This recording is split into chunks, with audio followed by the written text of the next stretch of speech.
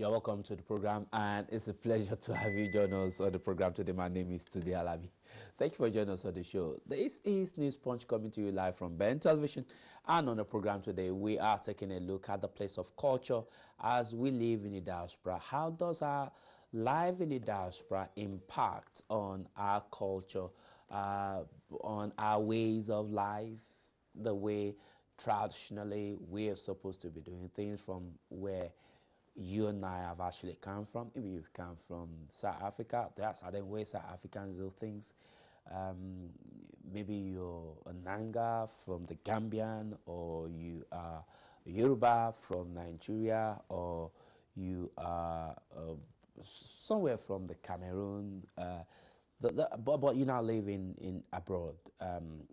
Have you been able to transpose your culture to your lifestyle abroad, or as the lifestyle abroad eroded the culture for which your people, our people, are known for? And how does living abroad impact on our cultural life, and what are some of the consequences? That's on the one side. And on the other side, what has been the influence of life abroad on culture back home? I mean, you understand what I mean. For those of you who are in Nigeria, you are in Ghana, you're in South Africa, you're in Cameroon, you're in Togo, but sometimes you see things on the street of wherever you're in Ghana, in Nigeria, in Togo, in Cameroon, in Niger, that things that do not actually feel normal to you, that, oh man, this doesn't look like part of our ways of life in this part of the world. Indeed, the Western life has been transposed, has been brought to make your culture wherever you are. So that's what we'll be taking a look at on the program today, and I'm joined by a man who has been promoting the use of traditional African local languages. Even though you live abroad, he believes in cultures and way of life should not be eliminated and forgotten. My name is Tunde Alabi. Thank you and welcome to the program News Punch. Today we are looking at culture and, of course, living in the diaspora. My guest in the studio is, like as I introduced him to you earlier on, he's one man who has been committed to teaching and exposing the necessity for culture. Kola Adedokun. He is also an author and an entrepreneur. Mr. Adedokun, thank you for joining us on the program today. Good evening. Good evening. Thank you very much. You're welcome to the show. Viewers? Let's start with culture. What is culture? Culture is the values, the norms, the ways of life of a group of people. And it has to do with how they are talking, that is their language, how they are dressing, how they carry how they wear their hairs, and their ways of life generally, what they eat, how do they mingle among themselves. That is culture. The ways of life of the social group of some people, and the ethnicity, the root of everyone, and how do we live to show that we are actually from that ethnic group. For example, in Nigeria we have about 250 ethnic groups, and each ethnicity have their own ways of life. They have the way they offer their children to marriage, either as bride or as groom. All these combined together is culture. And when people see a person, they can easily identify, by way of dressing, they can easily identify that so and so is from this particular part of the world. And even in Africa, is from this particular part of Africa, whether East Africa, North Africa, or South Africa, or West Africa. And because of the place of culture in our value system, that is why each government of these nations established Ministry of Tourism and Culture, because of the place they put culture. Culture is very important because it allows us to have companionship among ourselves. it reminds us of where we are coming from. In the past, they always tell us, remember the son of whom you are. They are telling you, remember the culture that we are taking abroad. So culture embraces the way of life, the way of living, and what we do, how we do it, and among ourselves, and also how we relate to people abroad and among ourselves, all in totality. The system of living. The system of living that is embraced by a particular group of people. Okay, all right. We've got a DVD that I would like to show you. We just came across that DVD online, and plus another one we're going to show you. It concerns a group of young children from Igbo land that were actually displaying the culture of Igbo somewhere in Finland. And then we'll bring you another DVD that talks about the teaching and the speaking of Yoruba language to children. If that clip is ready, let's quickly watch that clip now from Finland.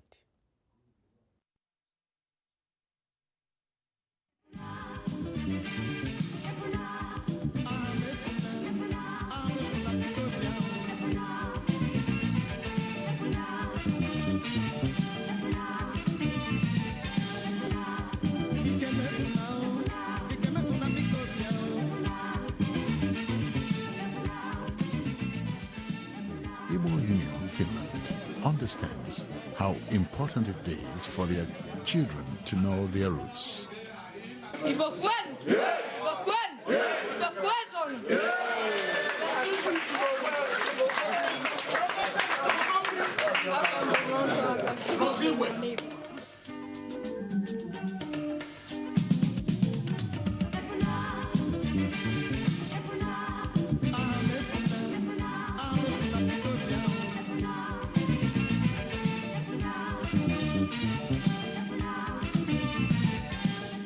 Majority of Ndibo in Finland are married to the irresistibly beautiful blonde and blue-eyed Finnish ladies.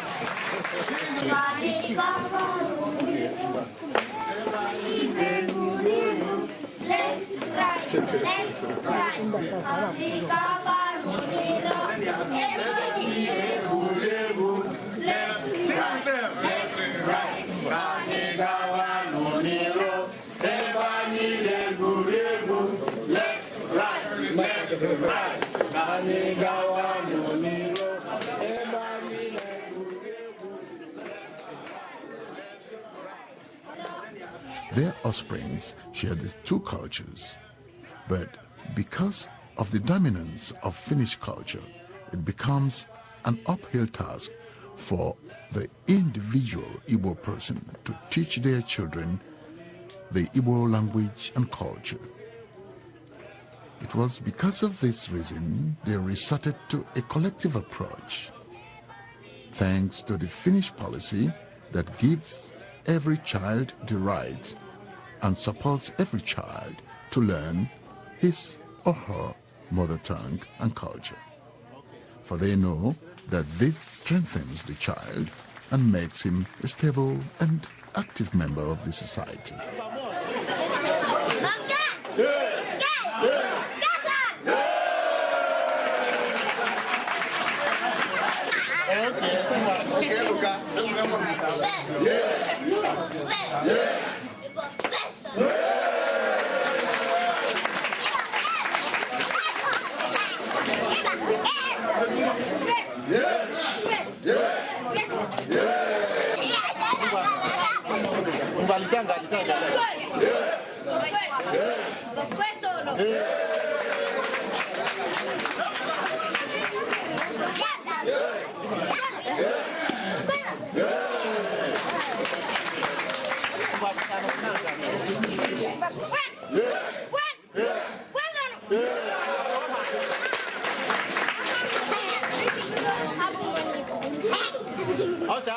Chinedu isiguzo na abo di Igbo. Igbo kwenu. Kwenu.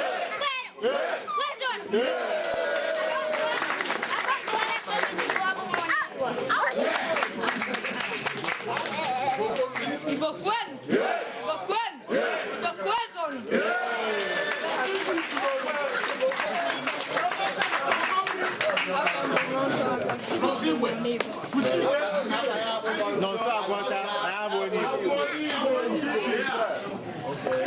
And the time we will leave here today, we will have part of the Igbos.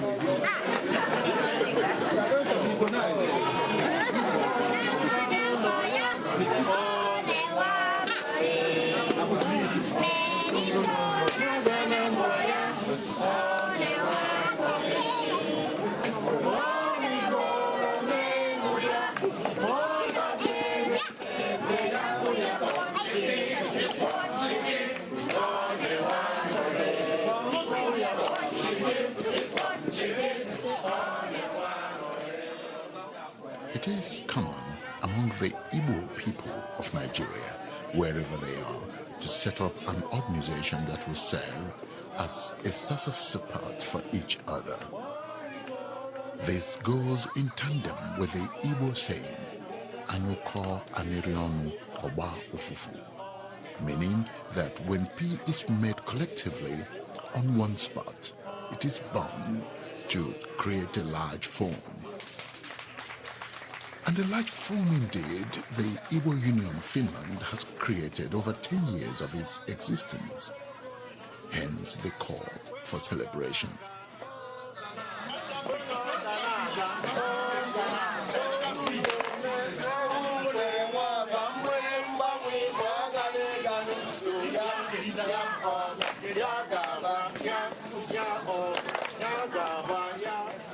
On the 25th of November, they called all your friends and well-wishers to join them in the celebration by sharing color.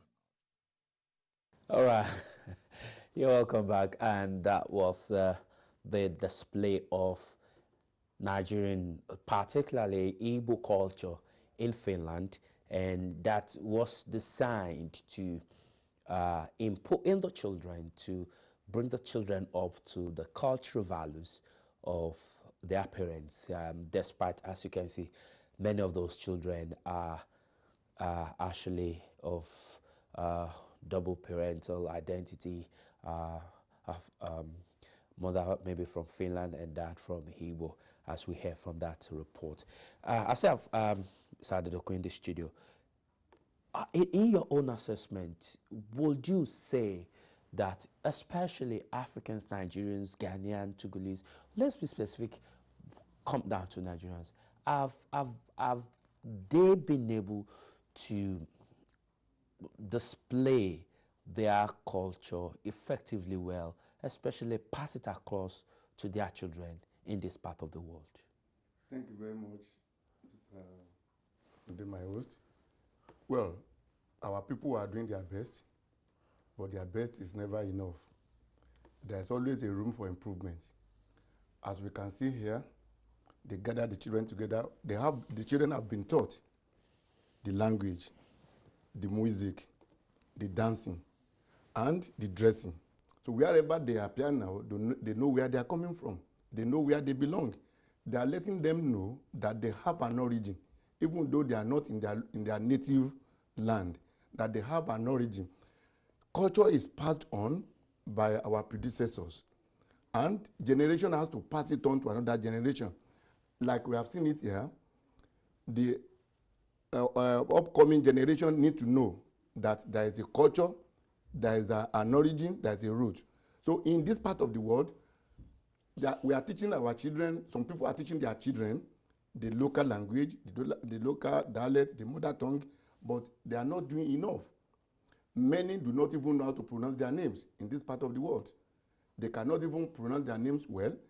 They cannot even speak the local dialect, their local language, and we need to do more so that this incoming generation, the generation behind us, we know that there is a language, there is a mode of dressing, there is a root from where we come from.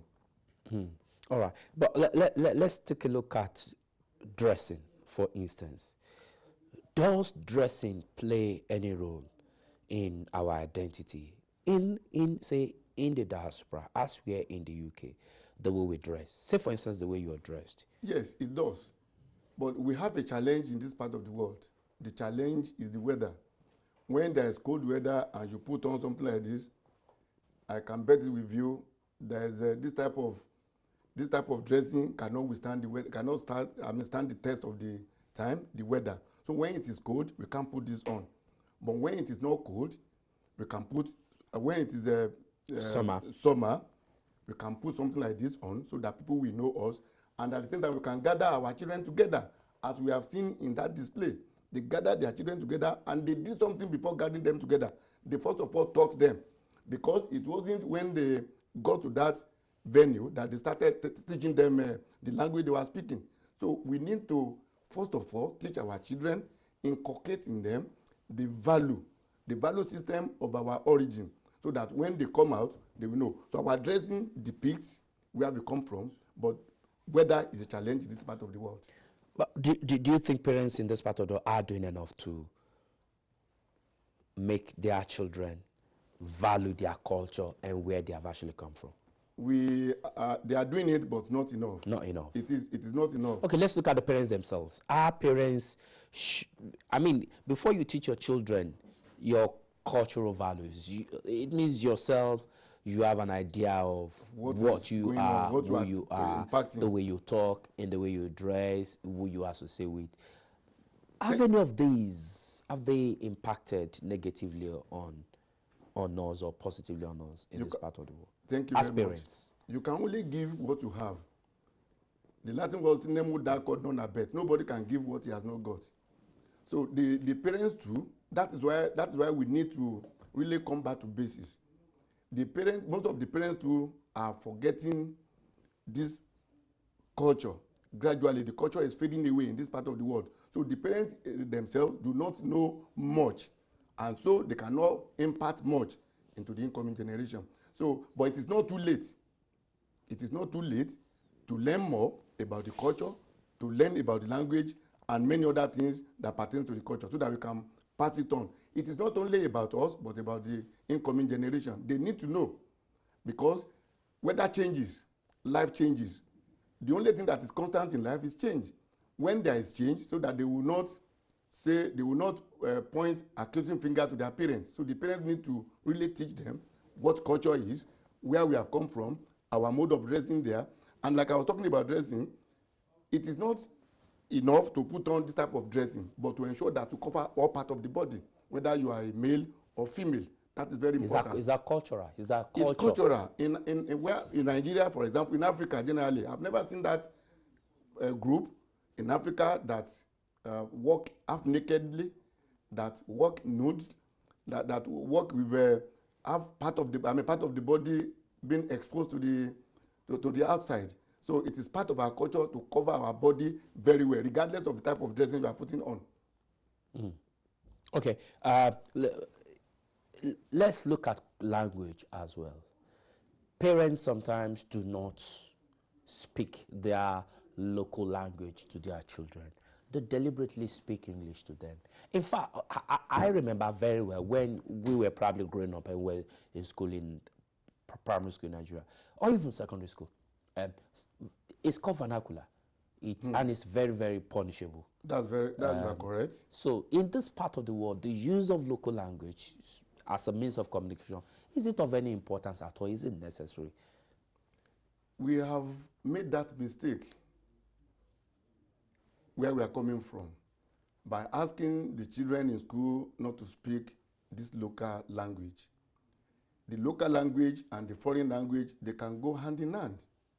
So we've made that mistake and we need to correct that mistake. I have seen the white people, Americans, learning Yoruba language. They teach Yoruba language in some of the universities in America. It will be shameful if these white people now come in future to be teaching our own children. It will be extremely shameful. So it is better now that we come together to teach the language. The parents do need to learn more about the culture, about the language, so that they can pass it on. So that is what I say to you, so that our children will not be taught by foreign teachers in our own language, even in our own land. You will discover that most in the social media, they are sending images of the white people, white choristers singing Yoruba, Keresimesi Odunde. All of them are white. Not many of our children can sing that song. Not many of our children can even pronounce their names correctly. Not many of our children can speak at least little. So we have a lot to do in that respect. And what I've observed is when we are speaking it, even the elderly, the parents, when we are speaking it, we do make jest of people that they didn't pronounce a particular word correctly or to mean what they actually meant. We don't have to do that. We just have to encourage people to be speaking that language. And it is very convenient for these young ones that are growing up to learn it than when we are grown up. Okay, let me take this call from Yinka, then we will come back to one of the reasons why it is important for people to speak Yoruba language. Because sometimes you and your child may be traveling in a bus or in a public place, and you need to communicate something very, very important. That's the reason. What will it be important to speak in your local dialect? Let's come to Yinka. Yinka, good evening. Thank you for joining us on the program as promised. Good evening, Yinka. Go ahead and make your point. Good evening, Yinka. Yinka. Okay, Yinka is gone. Okay, let's go to the next clip that we have there, and but while that is being said, okay, let's quickly watch this clip. Then we'll come back to Sadiq in the studio. Let's watch this clip.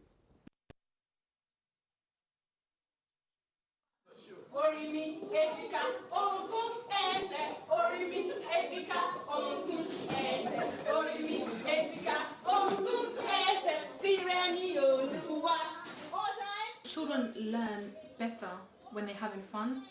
It's all well and good teaching them and using like the phonics and all that kind of things, but it's when they're learning subconsciously, they retain knowledge better. So we use nursery rhymes because children love nursery rhymes. Stories, children love stories.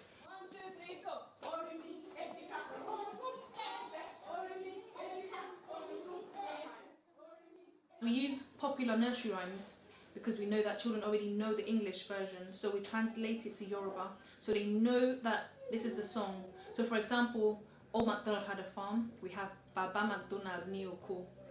For This Is the Way, we have Bayi Lashe.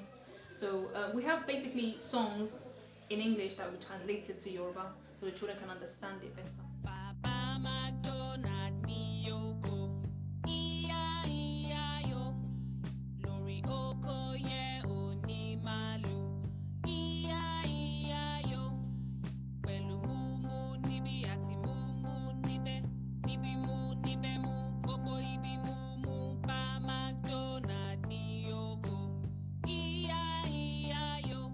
I'm very passionate about passing on my language to my children. My daughter's 3 years old, and I've always taught her since she was very little to speak Yoruba. And there was nothing out there. I looked online, there was maybe just one song on YouTube, the whole of YouTube, just one song, a Yoruba song that she actually enjoyed.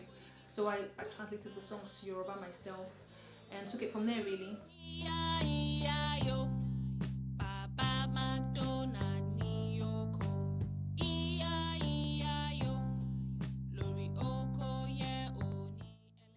Parents should always speak their language to their children. I'm not saying don't speak English. I mean, I speak English to my daughter as well, but I also speak Yoruba. Her first language is Yoruba. Sometimes she responds to me in English, but I correct and I tell her the Yoruba word.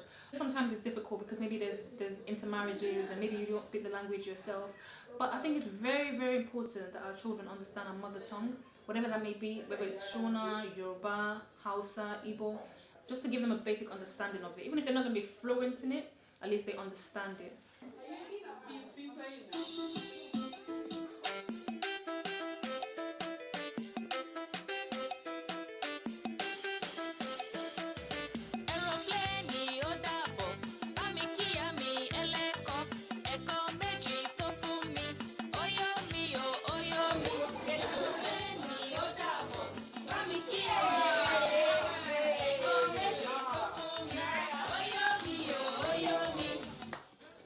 Tree came from my imagination because the way I see a tree, it has loads of branches and it has roots. So I was thinking along the lines of, you know, you have to be rooted in your culture, and also Culture Tree, my vision is that we have different branches. So we have the Culture Tree TV, we have the entertainment side of it, we have the show, we have the clothing, we have the food side. So there's different avenues that we can go into, and it's just different branches of our culture.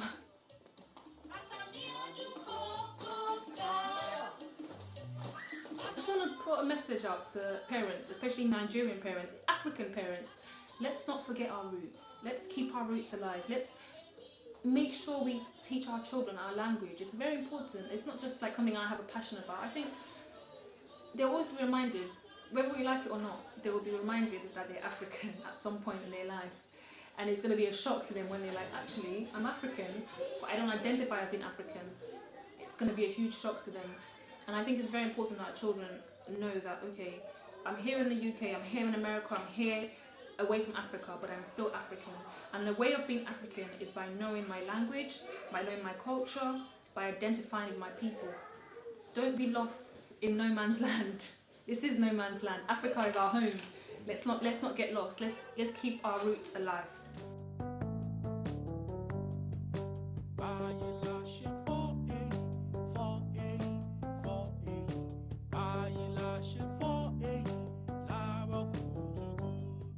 At the moment, we obviously, as you've seen, we have animations. We have animated songs. We have the stories. But we definitely need more people on board. We need animators, illustrators.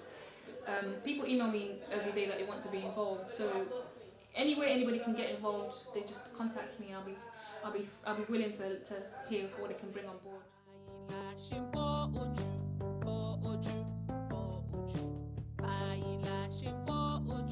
The future is limitless.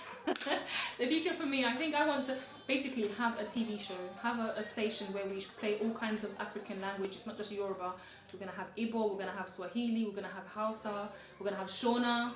Basically an African channel for children, showing children content, educational content for children. They're going to learn the songs, they're going to learn our history, our culture, the way we dress, the way we do things. It's just basically a way, it's going to be, yeah, I see the future is bright for Culture Tree. It's limitless what we could do.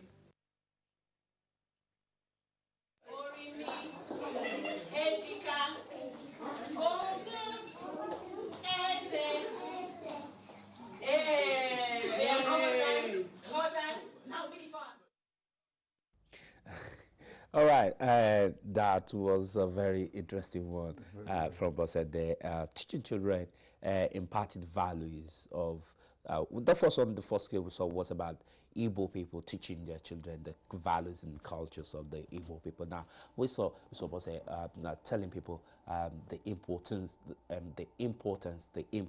of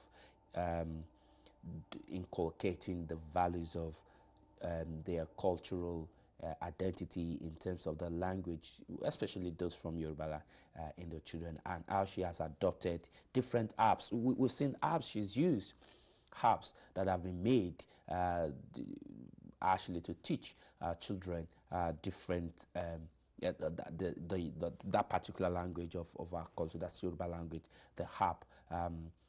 Singing songs in Yoruba and stuff like that. Very interesting. And these are some of the strategies that can be adopted in the Western world. I've got Yinka on the line. Good evening, Yinka. Thank you for joining us on the program. Thank you very much. Today, like I promised, I told you I'll be here on the show.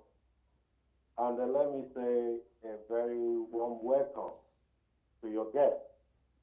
Thank you. I'm so much happy to see your guest in a Yoruba attire. And I will need to continue from where it stopped. This is the beginning. But let me be honest with you, Sunday. In this country today, I give it to the Igbo people. I give it to the Igbo parents. I give kudos to all Igbos in the diaspora. So they go and do your feasibility study. I'm not sending you.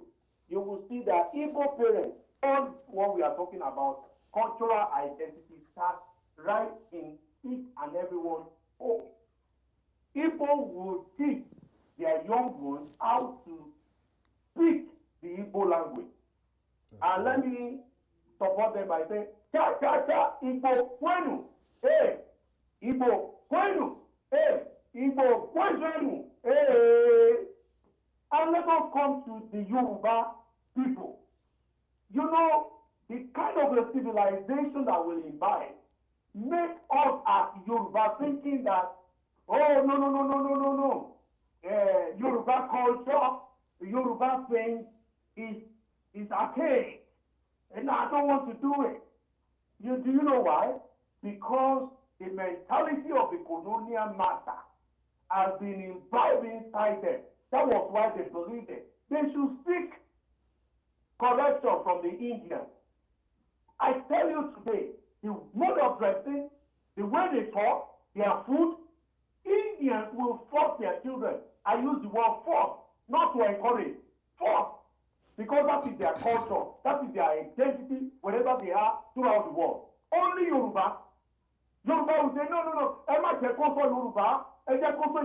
That is why you could see the problem in Nigeria today. Nursery and primary school. At the same time, they will even be making a grammatical error. Today in Nigeria, like Mr. Kola said, we've made a mistake and we need to go back to the drawing board. In the House of Assembly in Lagos State, they now said they passed a bill. We are going to be using Yoruba to do our celebration.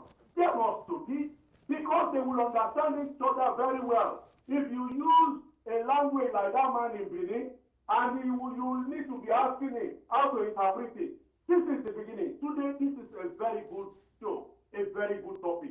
Today, before we move to 2018, you have a core card, a main, that will move you from one glory to another glory. Mm-hmm. For you to bring something about our culture, this is the time we need to talk about it. Look at the mode of dressing. Look at this gentleman in your studio. Nobody will mess him up. Dressing like this. Look at my new ambassador, the way he dressed to go and meet the queen. Please show the picture. This is the culture. Queen will be shaking to see my gentleman, the new ambassador. If he can have been in suit, it will be like town. But he brought the culture of Nigeria, brought the culture of Yoruba with his wife to the queen. I am saying it. I am very proud of that ambassador. Please invite him to the studio. I want to say a big welcome to my new ambassador. Look, let me tell you, I'm very happy.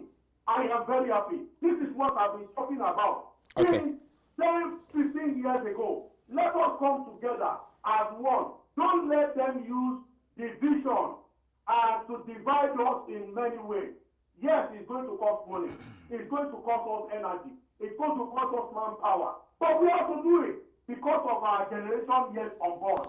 Don't let them use their left finger to say that I have a parent in Nigeria. No, that is not Yoruba culture. No, that is not our culture. We need to take them back. Thank you. Thank you. All can right. you see? Okay. Can you see the actual? All right, Can Yinka. you see what we wear? Thank you today. All right, Thank you Yinka. for giving me the opportunity. Thank you so much. Yinka, thank you for your contribution on the show. The question I'd like to ask you now, is there cultural superiority? What I mean is a particular culture superior to another, or is just a state of mind? No particular culture is superior to the other.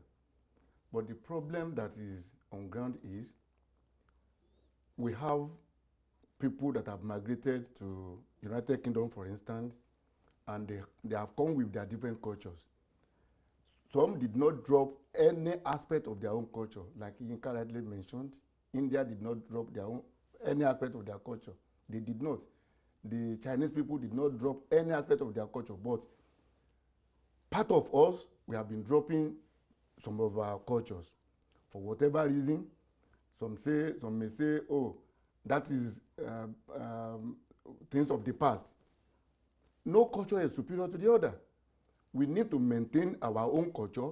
Other cultural people need to maintain their own cultural heritage. And what I've observed is we are borrowing culture from foreigners. What is good in another man's culture that can blend with our own, we can make use of it, but not for it to now override our own culture. Not at all. And you will observe that as we are borrowing culture from the foreign people, either from India, from whatever part of the world, they are not borrowing our own culture. So what is the necessity for us to be borrowing other people's culture when they are not even borrowing our own culture? So no culture is superior to the other. Our ancestors have chosen the best way to live among ourselves, to unite together, to have intimacy among ourselves, to have that spirit of compassion, companionship, and to have that spirit of to have team spirit, so that we can fight together, we can work together, we can go together. If we go together, they say we will go far. But if we go alone, we will go fast, but we will not be able to go far. So people are not going far in this part of the world because of the foreign culture, because we are not united together by our language. The importance of the language is it can never be overemphasized. Let's look at this part of the world, say the United Kingdom. It does seem to me that even the United Kingdom recognizes the importance of diversity. Otherwise, why would we have a word as ethnic minority? Yes. What impact does it make? And I do remember on Monday we were talking about, even in some schools in the UK, Yoruba language was a subject. Yeah. Tell us more about it. Yeah, you are very correct. Like I said on Monday, in the past, in GCSE, in United Kingdom, Yoruba was part of it. Up till 1980, or to 84, or towards 90, Yoruba is part of the language they teach and they offer as a course at the Hackney College, close by. So, the ethnic minority that people talk about, yes, we have ethnic minority. You cannot claim superiority in a foreign land. You cannot. So, if we are minority here, we are to prove that we are not minority by coming together. It is a statement that some group of people are minority, maybe because of their size, because of the figure, but when they come together as one, then that song that they are minority, it will change. If you can speak with one voice, that language will make us to speak with one voice, to come together and to have that aspect of synergy that management is talking about. We'll be able to do things together and we'll be able to chase 1,000. But what if Yoruba was being taken as a subject in GCSE examination up till early 90s? What happened? Thank you very much. The fault is that of our leaders. They relaxed. They did not support this idea of ensuring the continuity of Yoruba as a language in this part of the world. If they have supported it, and if they have recognized it and put it on a level that the whole other part of the world will also see it with them, it won't happen. Like up till now, they are still teaching Yoruba in America. We need to promote this culture and this particular language, which our leaders are not doing. Even right in Nigeria, they are not promoting that. They are not promoting that language. They are not promoting the culture. Unlike the Igbo part of the country, they are doing their best. Hausa is doing their best, but that southwest, the Yoruba part, we are not doing enough. That is why Yoruba is being extinguished as a subject that is being tested in GCSE. If that continues, you will know that people will continue to learn Yoruba. Nothing will stop it, even at home. Nothing will stop it. So there will be continuity, and that language will continue to flow. People forget that we have responsibility as elderly people. We have responsibility to pass our culture down. Okay, let me put you on hold. Let me quickly go to Francis. Francis, good evening. Thank you for joining us on the program today. Good evening, Francis. Thank you, Mr. Tunde.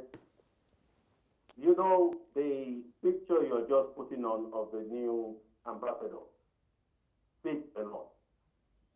Are you with me? Yeah. One, it exhibits Nigerian culture, promote Nigerian culture. Are you with me? And showcase Nigerian culture. Are you with me? But people that we are in the diaspora believe that Christianity has made us to be shy away from what culture is all about. By the time you mention cultural heritage, they believe you are talking about the deity. I will give you a typical example. The curator in Aláàfin Ọ̀yọ́, Kábíyèsí Bàbá Òjòpá Ṣẹ̀kẹ̀rẹ̀ Ọmọ Àtìbà today, the woman there, told me that a time will come that white men will be coming to Nigeria to come and teach us Yoruba language. I've said the same thing. I was amazed. Why? Because it's like farming. A lot of the young farmers have already left the farm. That is why we are having food austerity in Nigeria. The same way to our language. What is stopping us? Why are we shy away from it? Is there a shame for us to speak our language? I will tell you, in my office, where I work, if I see any Yoruba man, I speak fluently with them. They say, no, don't let us talk like this. I said, let somebody come and caution me. Because I have the right to use any second language to communicate with my colleagues. Are you with me? Yeah. But a lot of people believe that in this country, there are a kind of a rule that says that you cannot speak your language wherever you are. And that is why parents now return back home to believe they cannot teach their children their mother tongue language. All what they wanted to do is for them to learn English language so that they can communicate with them. Look at late Bola Ige. Bola Ige can speak 5 good languages. That was why Awolowo normally used him in order to frost for him in any campaign. And that was why Bola Ige, the late Bola Ige, up to today, is a unique person to Nigeria. Is the kind of a man that Nigeria has lost. And these are the things that we are calling on Nigerians that are in the diaspora. So please, turn a new leaf. Teach your children your language, because there will be a time that child will travel to Nigeria. And by the time he started or her, they'll be talking about how they are going to injure that child. But because the child doesn't have the benefit of his own mother tongue language, they can do and undo to that Okay, child. all right. So, by saying that he's from abroad, the child will understand Yoruba, knows that what they are saying, and he will move away from where the trouble is. All right, so for This is security what reasons right. is important. Thank you very All right, much, Francis. All right, thanks a lot. Let's move on to the second part of the show. Okay. That is, we've spoken about our roles, language, culture in the diaspora. What about the influence of foreign culture and ways on the homeland? That one is damaging a lot of things. Because if culture is being lost abroad, should it also be lost in the homeland? We have 2 things now. The impact of the foreign culture on us, those of us that are in diaspora. And the impact of foreign culture on the those people that are living back home. Thank you very much. There are 2 things. The impact of the foreign culture on people that are living in diaspora is damaging a lot of things. Let me give you an example.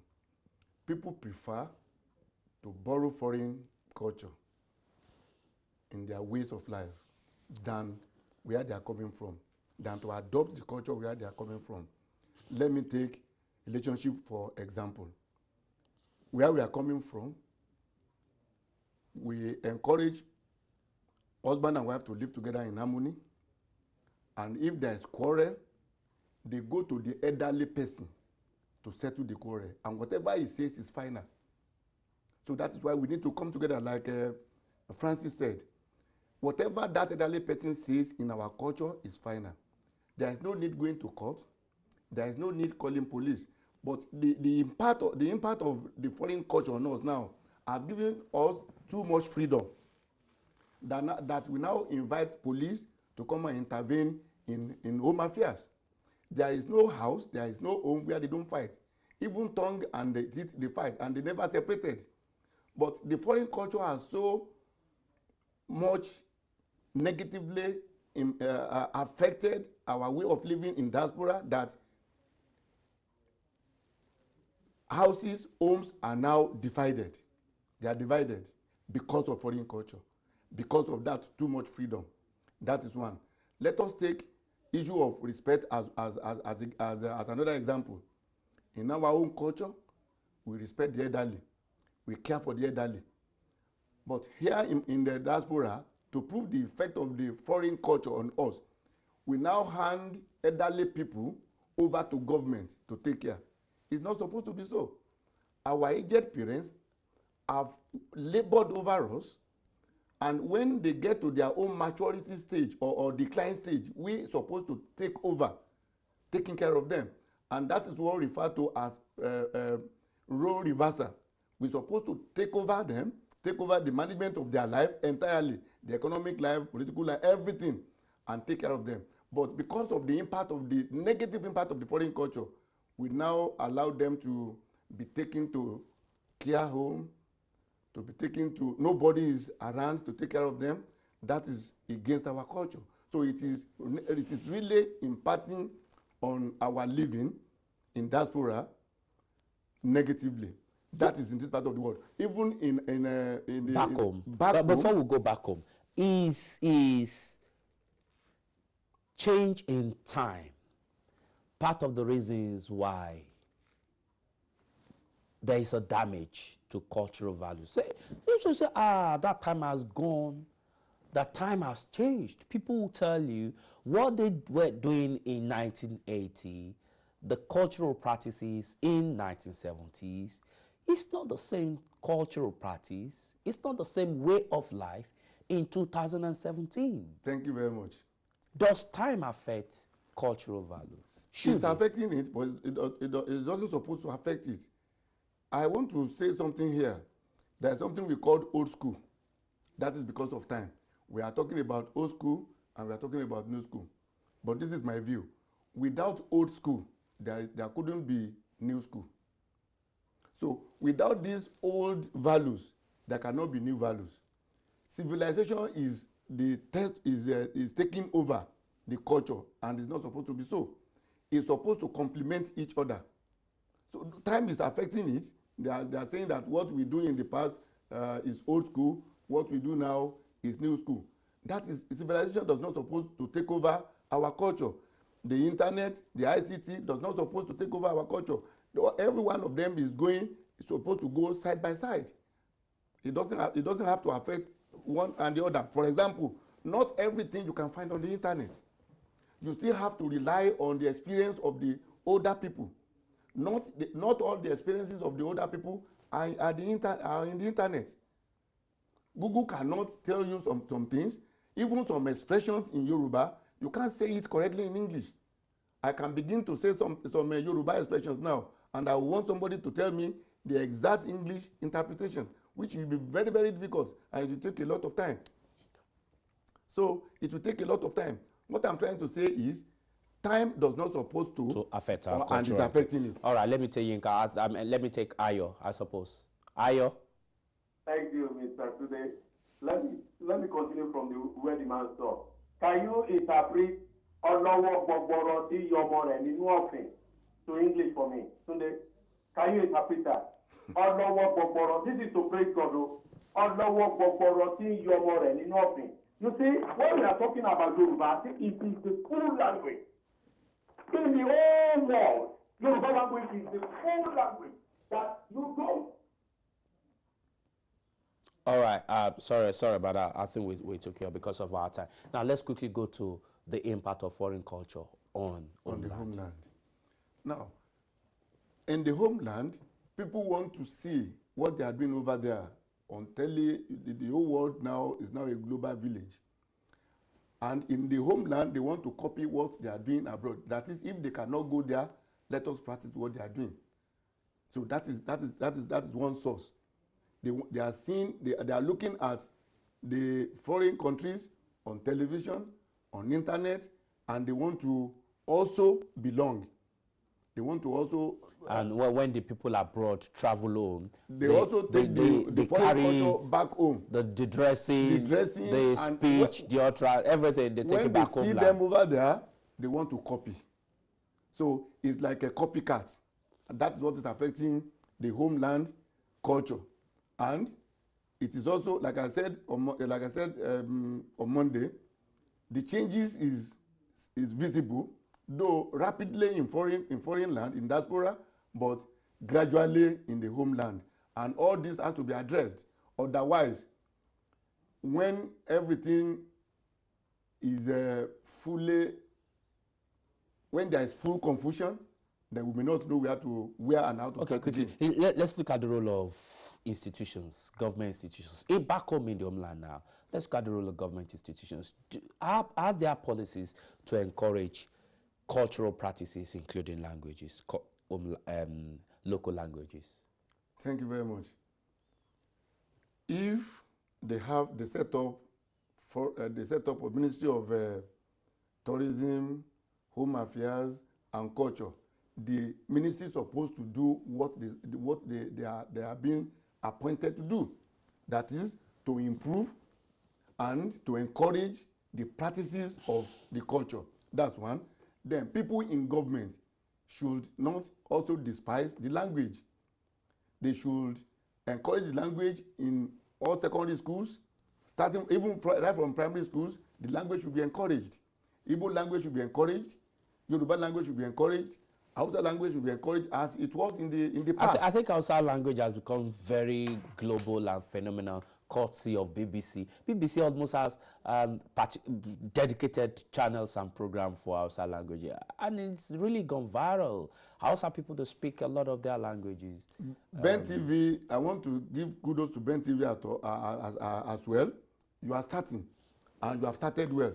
Continuing in that footing, as you have started to be promoting these cultural values, remembering the cultural heritage, continuing in that wise, and continue to map out strategies to get things better. That's one. We have people even in the diaspora, we have cultural people that are promoting the culture. We have UK Nollywood that are promoting the culture. We have individuals that are promoting the culture. We have the king that are promoting we have Oba Ednington, the Onyo people who came here recently, and he was also promoting the culture. Okay. We should all join hands to promote the culture. All right, thank you so much, Mr. Adedokun Kola. Thank you for joining us on the program today. Thank you very much. To take a look at the impact of living in diaspora on our cultural identity. My name is Tunde Alabi. I would have loved to speak about your name, because even in this part of the world, people are dropping their local name for foreign English name. But a lot of reasons that are very understandable. Anyway, my name is Tunde Alabi, and it's a pleasure to have you join us on the program today. Until we come your way again, enjoy your evening. Mr. Adedokun, thank you for joining us on the program. Thank you very much.